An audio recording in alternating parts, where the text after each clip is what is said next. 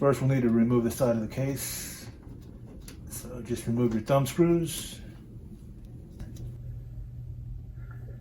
First, we're going to connect our SATA cable to the motherboard and then snake it through to the other side of this panel because that is where the hard drives can be installed. And right down here at the bottom of the motherboard are the SATA connectors.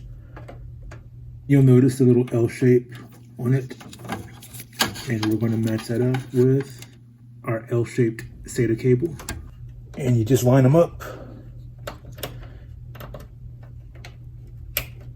And push it in until you hear a little snap. There you go. Once you hear it click, you should be good. Now we're going to snake this behind. I want to stay behind these other cables and just get it through to the other side.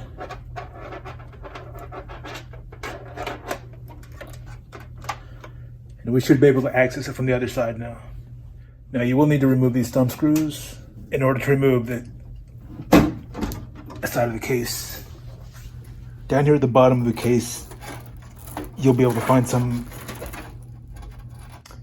power cables.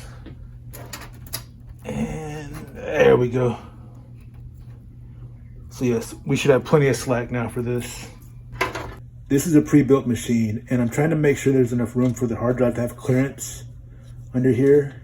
And they did an excellent job with the cable management, but maybe too good. So I'm going to take this cable tie off to see how much slack I can get out of this wire right here. But you want to be careful.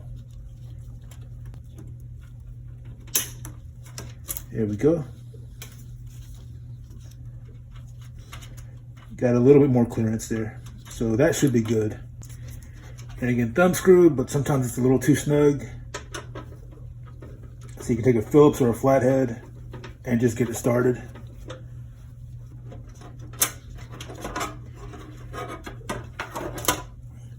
And we remove it.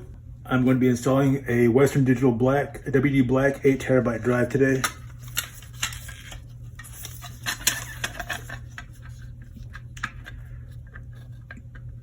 So I want to line up those screw holes, and luckily it came with some screws, so we'll be using those to attach it.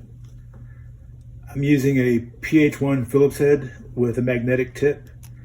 You don't need magnetic, but I highly recommend it because it helps when you're working with these little screws.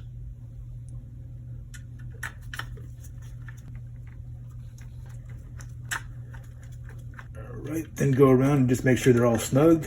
Snug them up. Snug, snug, snug. Snug as a bug. And now I want to connect. Oof, we may have an issue here.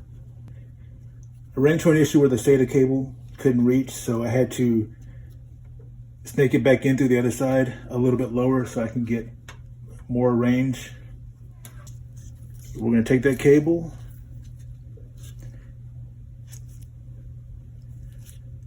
match it up, and there we go.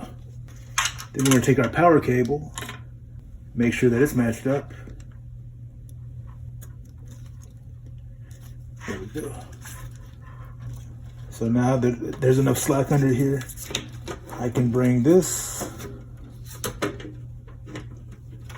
slide it back into place,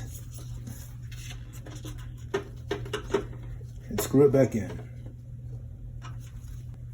All right, now we're going to try and do a little bit of cable management of our own, just to keep it nice and neat.